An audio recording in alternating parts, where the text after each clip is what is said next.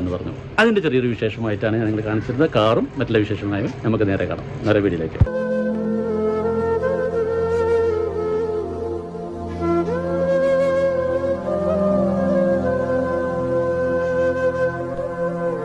അപ്പോൾ നമ്മുടെ മുനവ്വറി തങ്ങളുടെ ഇപ്പോഴത്തെ ഡ്രൈവറുണ്ട്.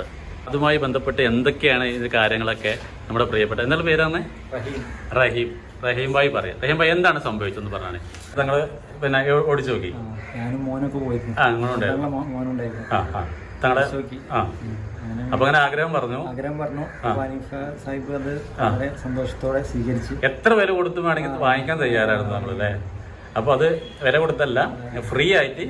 എന്താണ് ഈ കൊടുത്ത ആളെ പേരെന്താണ്? അനീഫാജി എന്ന് പറയുന്ന തെന്നല അനീഫാജി എന്ന് പറയുന്ന ആളാണ് ഈ കാറ് കൊടുത്തിട്ടുള്ളത്. അപ്പൊ തങ്ങളോടുള്ള ആ ഒരു മുഹബത്ത് അല്ലേ